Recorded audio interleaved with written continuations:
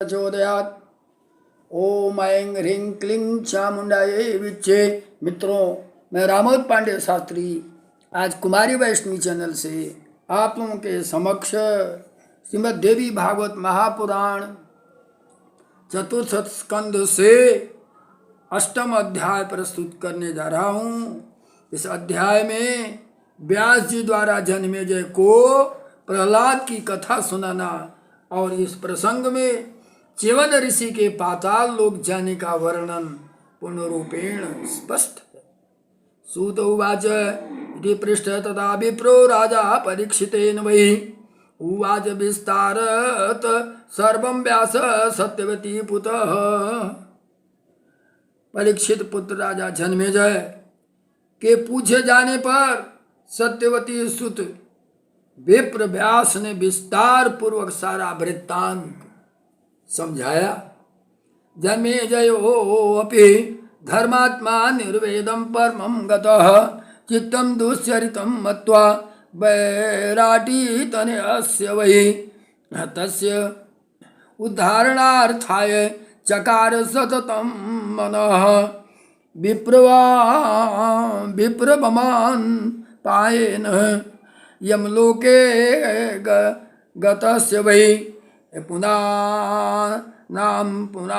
नरकामाद्य स्मात्रायते पितरे स्वकं पुत्रेति नाम सार्थं स्यातेन तस्य मुनीश्वरा सर्वद्रष्टं नृपः श्रुत्वा हम्यो परिमृतः तथा विप्रशापाद् उत्तरेयं स्नानादाय विवर्जिताम् पितुः गतिं निशम्यसो निर्वेद्यं गतवान् नृपः परीक्षितो महाभागः संतप्तो भयविह्वलः।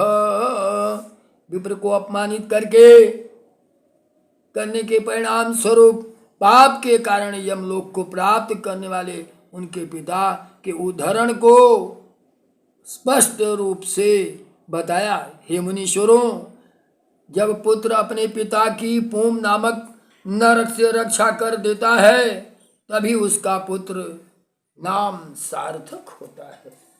पुम नाम का एक नरक है।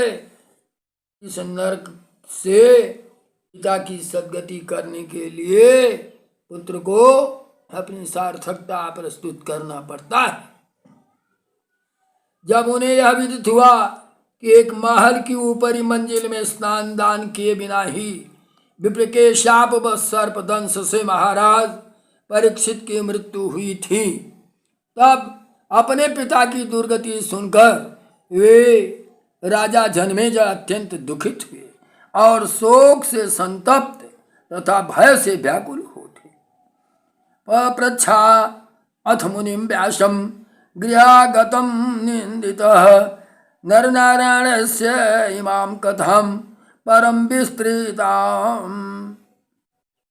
हे राजन, जब नृसिंह भगवान के द्वारा उस भयानक हिरण्यकश्यप का वध हो गया तब प्रहलाद नामक अपने पुत्र का राज्याभिषेक किया गया। व्यास उवाच सयदा निहतो रौद्रे हिरण्यकशिपु नृपः अभिषिक्तः तदा राज्ये प्रहलादो नाम तत्सुतः तस्मिच्छाशते दैत्येन्द्र देव ब्राह्मण पूजिके मखै भूमौ नृपतयो यजन्तः श्रद्धयान्वितः।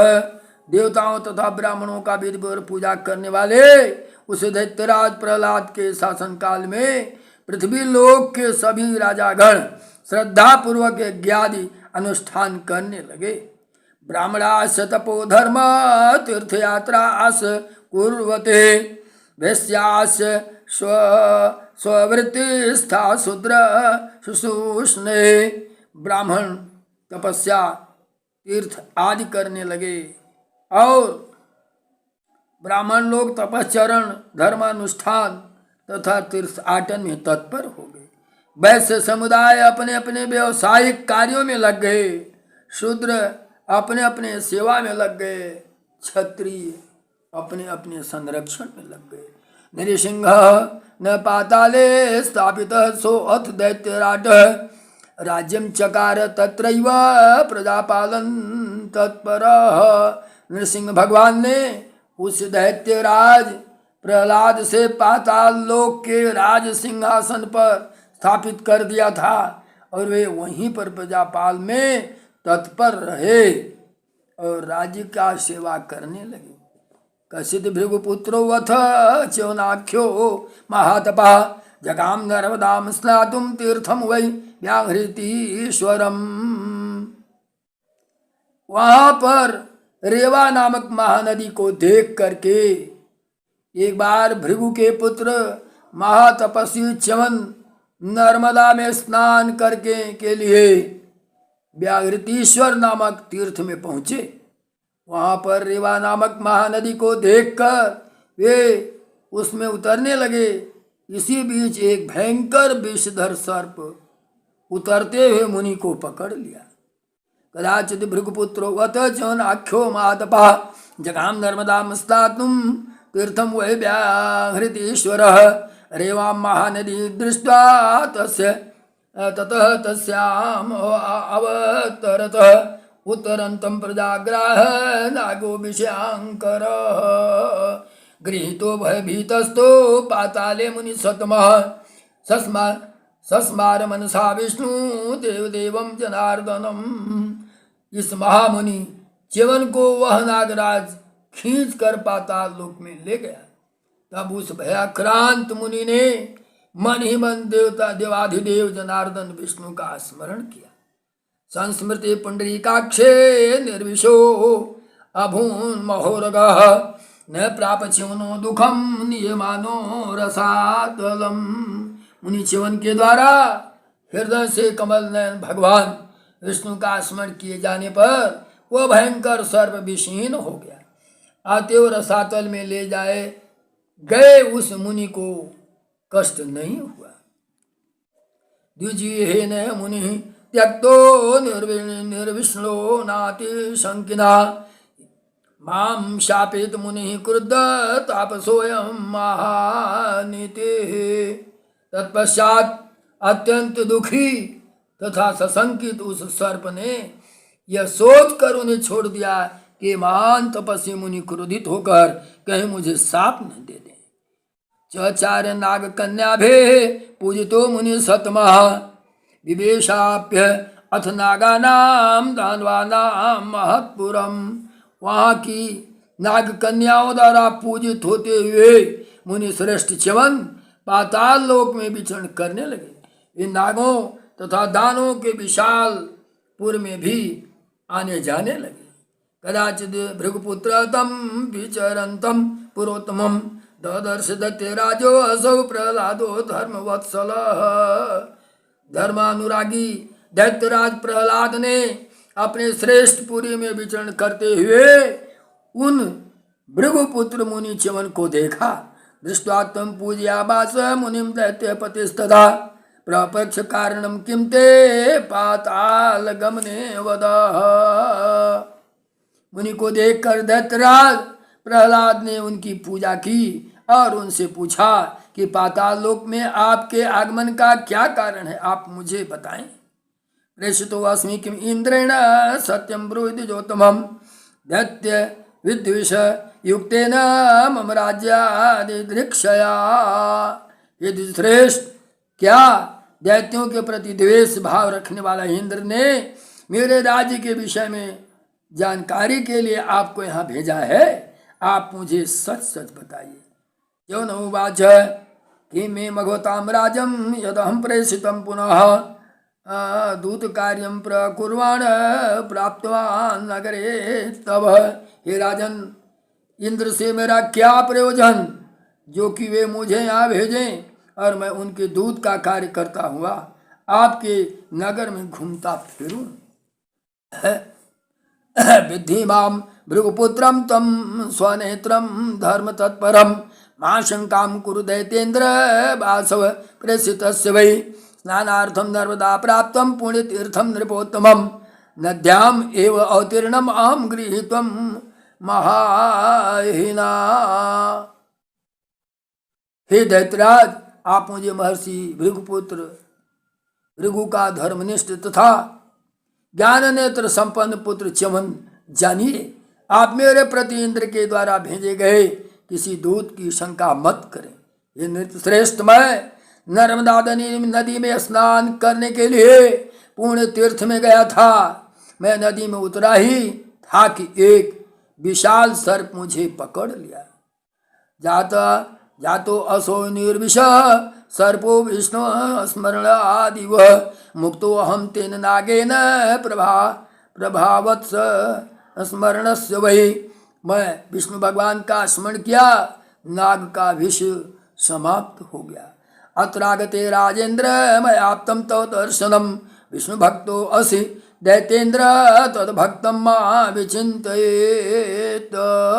हे राजेंद्र, यहाँ आने से मुझे आपका दर्शन प्राप्त हो गया।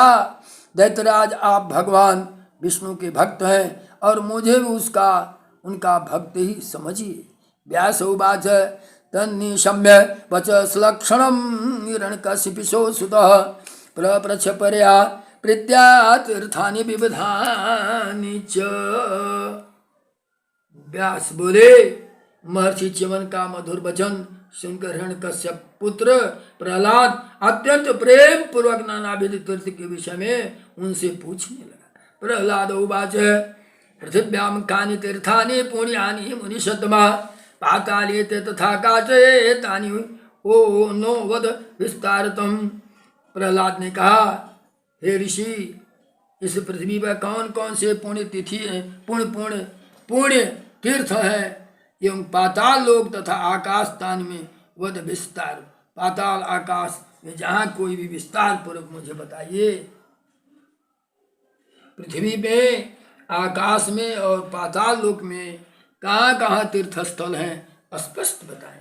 व्यास उवाच मनोवाक्य यशुद्धानाम राजे तीर्थम पदे पदे तथा मलिन चित्तानाम गंगा आपी कीटाधिकाम। हे राजन, मन वचन तथा कर्म से शुद्ध प्राणियों के लिए तो पद पद पर तीर्थ है, किंतु दूषित मन वाले प्राणियों के लिए गंगा भी मगध से अधिक अपवित्र हो जाती है। प्रथम चेन मन है शुद्ध जातम पाप विवर्जितम तदा तीर्थानि सर्वाणि पावनानि भवन्ति वही। यदि मनुष्य का मन शुद्ध तथा पाप रहित हो गया हो तो उसके लिए सभी तीर्थ पवित्र हो जाते हैं। गंगा के तट पर तो सर्वत्र नानाविध नगर गोष्ठ बाजार गांव तथा अनेक कस्बे वहां बसे। हे दैत्यराज, निषादों, धीवरों, हूणों, बंगों, खसों तथा म्लेच्छ जातियों का निवास भी वहां रहता है। दैत्य वे सदैव ब्रह्म सदृश गंगा जल का पान करते हैं और अपनी इच्छा से त्रिकाल गंगा स्नान भी करते हैं, किंतु हे धर्मात्मा, उनमें कोई एक भी शुद्ध अंतःकरण वाला नहीं होता तथा नानाविध वासनाओं से प्रदूषित चित्त वाले लोगों के लिए तीर्थ का क्या फल होगा। गंगा तीरे ही सर्वत्र बसंती नराणि च दाश्चैव एका एकरा ग्राम सर्वे घेटास्तथा परे निषादानां निवासच्च कैवर्तानां तथा परे हूण वंगखसानां च म्लेच्छानां दैत्यसत्तमं पिबन्ति सर्वदा गंगाजलं महोपम सदा स्नानं कुर्वन्तु दैतेन्द्र त्रिकालं स्वेच्छया जनः तत्र एकोऽपि विशुद्धात्मा न भवति एव मारिषः किं फलं तर्हि तीर्थस्य विषय उपहतास्मसो। मन की अपवित्रता किसी भी तीर्थ के लिए अत्यंत ही प्रभावहीन है। कारणं मन एवात्र नान्याद राजन्निचिन्तयः मनः शुद्धि प्रकर्तव्या सततं शुद्धिम इक्षता तीर्थवासी महापापी भवेत् तत्र आत्मवञ्चनात् तथैवाचरितं पापं पापमानान्यात् प्रकल्पते। हे राजन, आप यह निश्चित समझिए कि मन ही उसमें प्रमुख कारण है, इसके अतिरिक्त दूसरा कुछ नहीं। अतः शुद्धि कि इच्छा रखने वाले प्राणी को निरंतर अपने मन को शुद्ध एवं पवित्र बनाना चाहिए। तीर्थ निवास करने वाला प्राणी भी आत्मवंचना के कारण महापापी हो जाता है। वहाँ किया गया पाप अनंत गुना हो जाता है। यथा इंद्र वरुणम पक्वम इष्टम नैव उपजायते भाव दुष्ट तथा तीर्थम कोटिस्ता स्नातो न शुष्यते। जिस प्रकार इंद्र वरुण का फल पक जाने पर भी मीठा नहीं होता है, इंद्र वरुण का फल पकने पर भी मीठा नहीं होता, उसी प्रकार दूषित भावनाओं वाला मनुष्य तीर्थ में करोड़ों बार स्नान करने पर भी पवित्र नहीं हो पाता। प्रथम मन शुद्धि कर्तव्या शुभम इक्षता शुद्धे मनसी द्रस्तव द्रव्यस्य शुद्धिर्भवति नान्यथा। कल्याणकारी कामना करने वाला पुरुष को सर्वप्रथम अपने मन को शुद्ध कर लेना चाहिए।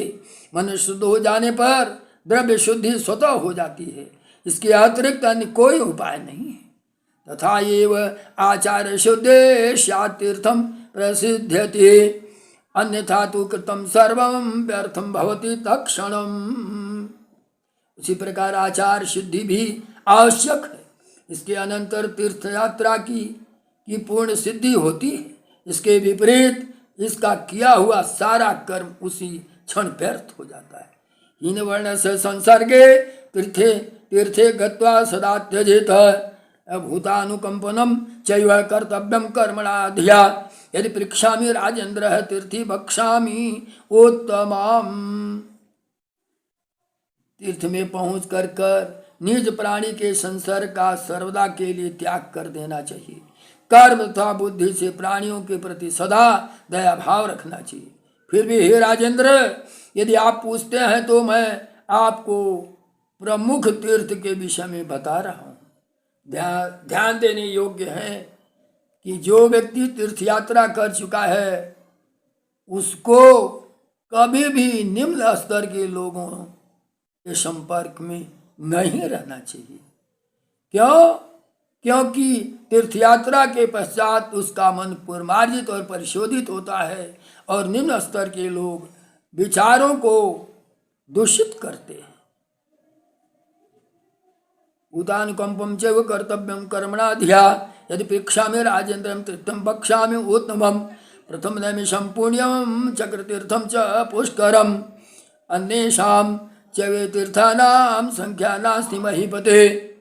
प्रथम त्रिणी का तीर्थ पुण्यमय नैमिषारण्य है।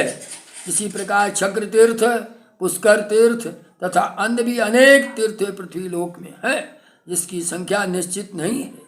हे नृपश्रेष्ठ, और भी बहुत से पवित्र स्थान हैं। व्यास उवाच ततः श्रुत्वा वचनं राजा नैमिषं गन्तुम् उद्यतः न उदयामास दैत्यान्येव हर्ष निर्भमानसः। व्यास जी बोले, च्यवन ऋषि का वचन सुन करके राजा प्रहलाद नैमिषारण्य तीर्थ जाने को तैयार हो गए। हर्षातिरेक से परिपूर्ण हृदय वाले प्रहलाद ने अन्य दैत्यों को भी चलने की आज्ञा दी। प्रहलाद बोले, उत्तिष्ठन्तु महाभाग गमिष्यामो अद्य नैमिषम् रक्ष्यामि पुंडरीकाक्षं पीतवास समचितम। हे महाभाग दैत्यगण, आप लोग उठिए, हम सभी लोग आज नैमिषारण्य चलेंगे। वहाँ हम लोग पीताम्बर धारण करने वाले कमल नयन भगवान अच्युत विष्णु का दर्शन करेंगे। व्यास उवाच युक्त्वा विष्णु भक्तेन सर्वे ते दानवास्तदा तेनैव सह पाताल निर्युजुः पर्यामुदा ते समेत्य च दैत्या दानवाश्च महाबला नैमिषारण्यासाद्य स्नानं चक्रुमुदान्वितः। प्रहलाद तत्र तीर्थेषु चरण दैत्यै समानितः सरस्वतीं महापुण्यां ददर्श विमलोदकां तीर्थं तत्र नृपश्रेष्ठ प्रहलादस्य महात्मनः मनः प्रसन्नं संजातं स्नात्वा सारस्वते जले विधि इवत अत्र दैत्येन्द्रं स्नानादानिकं स्नानदान आदिकं शुभे चकार चकार अति प्रसन्नात्मा तीर्थे परम पावने। विष्णु भक्त प्रहलाद के लिए ऐसा कहना जाना, ऐसा कह जाना मन को बिल्कुल तैयार कर देना था। ये समस्त दानव परम प्रसन्न पूर्वक उनके साथ पाताल लोक से निकल पड़े। उस महाबली दैत्य तथा दानों के एक एक निमिषारण पहुंचकर आनंद पूर्वक स्नान किया। दैत्यों के साथ वर्षों के तीर्थों में भ्रमण करके वे प्रहलाद ने स्वच्छ जल से परिपूर्ण तथा पुण्यदायिनी महापुण्यदायिनी सरस्वती नदी का दर्शन किया। हे नृपश्रेष्ठ, उस पवित्र तीर्थ में सरस्वती के जल में स्नान करने से महात्मा प्रहलाद का मन प्रसन्न हो गया। दैत्येंद्र प्रहलाद ने उस शुभ तथा परम पावन तीर्थ में प्रसन्न मन से स्नान दान आदि कर विधिवत संपन्न किए। श्रीमद्देवी भागवते महापुराणे अष्टादशसहस्रस्यां संहितायां चतुर्थ स्कंधे प्रहलाद तीर्थ यात्रा वर्णनम नाम अष्टमोऽध्याय। बोलो श्रीमद्देवी भागवत महापुराण की जय। बंद करो।